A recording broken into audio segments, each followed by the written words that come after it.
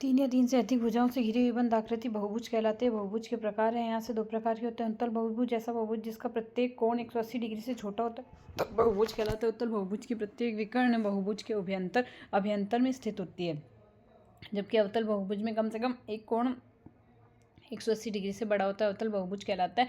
अवतल बहुभुज के विकर्ण अभ्यंतर के बहिर्भाग दोनों में होते हैं। यहाँ से n भुजा वाले समबहुभुज के अंतः कोणों का योग n-2 × 180 होता है। n भुजा वाले बहुभुज के प्रत्येक अंतः कोण का मान n-2 × 180/n होगा। n बहुभुज वाले उत्तल बहुभुज के सभी बहिष्कोणों का योग 360 होता है यहाँ से, और 360 होता है, और प्रत्येक बहिष्कोण का मान यहाँ से हमारे पास क्या आएगा, प्रत्येक बहिष्कोण का मान आ जाएगा यहाँ से। सारे बहिष्कोणों का योग 360 होता है, तो प्रत्येक बहिष्कोण का मान 360/n आ जाएगा। और n भुजा वाले बहुभुज में विकर्णों की संख्या n² - 3n/2 आएगी। n² - 3n/2 आ जाएगी। समबाहु त्रिभुज का क्षेत्रफल √3/4 भुजा का स्क्वायर होता है। त्रिभुज की ऊंचाई जो होगी समबाहु त्रिभुज की √3/2 भुजा आएगी। √3/2 भुजा आएगी। समबाहु त्रिभुज का परिमाप आएगा 3 गुणा भुजा।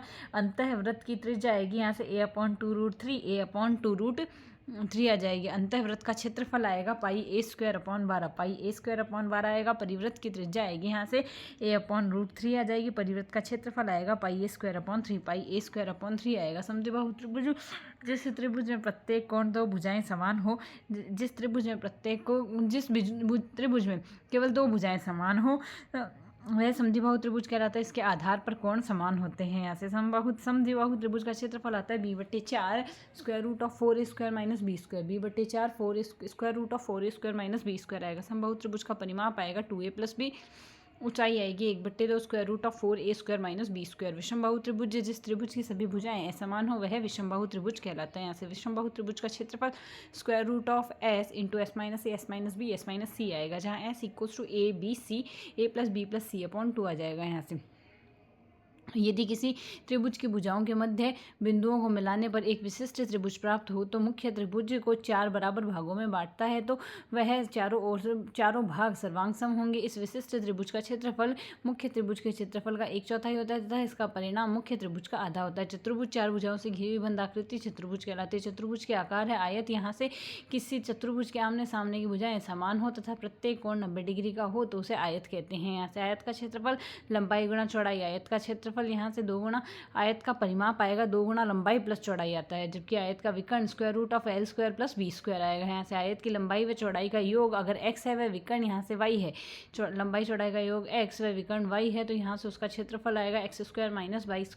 x² - y²/2। यदि किसी चतुर्भुज के आमने सामने की भुजाएं बराबर है वह समानांतर है तो वह चतुर्भुज समांतर चतुर्भुज कहलाता है। कुछ इस प्रकार इसके बीच में अगर दूरी b हो, लंबवत दूरी, तो समांतर चतुर्भुज का क्षेत्रफल आएगा आधार गुणा ऊंचाई के बराबर आता है। यहाँ से समांतर चतुर्भुज की दोनों संगत भुजाएं व उनके शीर्षों को मिलाने वाले विकर्णों की लंबाई दी गई हो तो विकर्ण उसे दो सर्वांग सम त्रिभुजों में बांटता है। वह इस त्रिभुज का क्षेत्रफल निकाल कर 2 से गुणा करे समांतर चतुर्भुज का क्षेत्रफल आता है। वर्ग आएगा यहाँ से कि यदि किसी चतुर्भुज की सभी भुजाएं समान हो, प्रत्येक कोण समकोण हो तो वह वर्ग आता है। वर्ग का क्षेत्रफल आता है भुजा का स्क्वायर 1/2 विकर्ण का स्क्वायर जिसे कहेंगे। वर्ग का परिमाप आएगा 4a।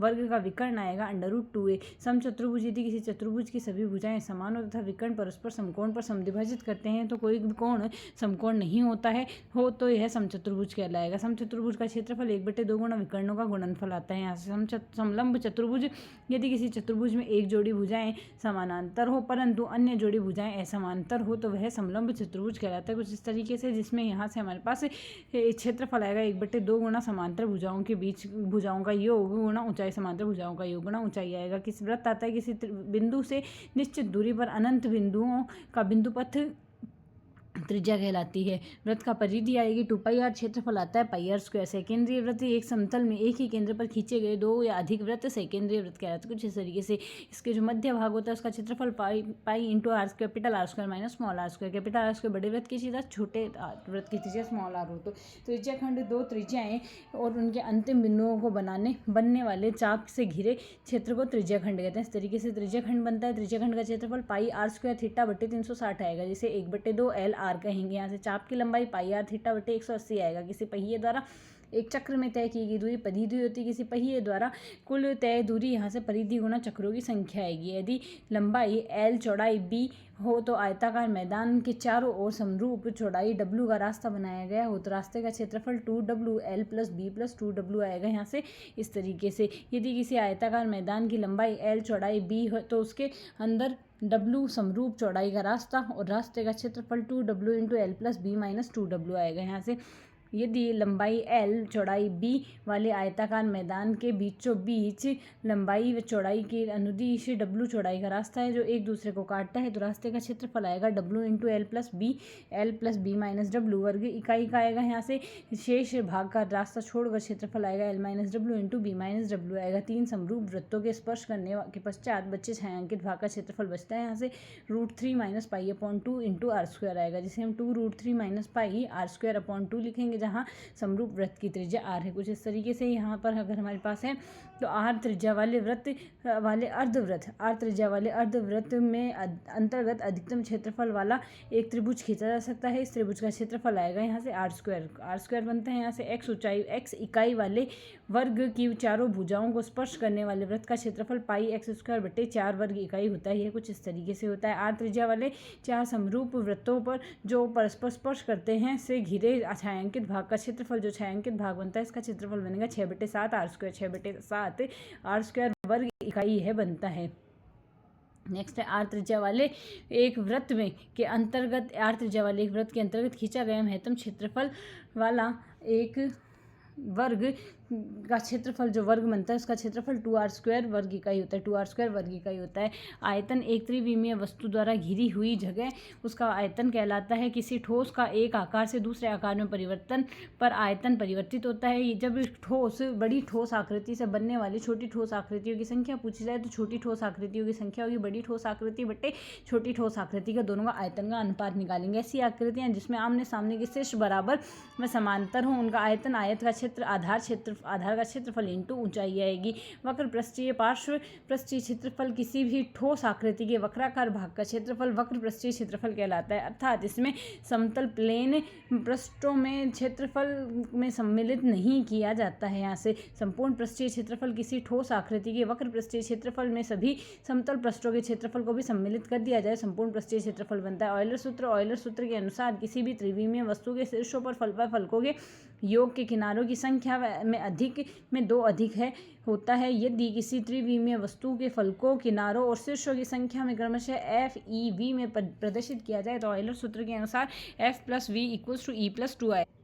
1 सेंटीमीटर क्यूब को 1 ml लिखेंगे। 1 मीटर क्यूब को यहाँ से 1000 लीटर लिखेंगे। 1 लीटर को यहाँ से 1000 डेसीमीटर क्यूब लिखेंगे।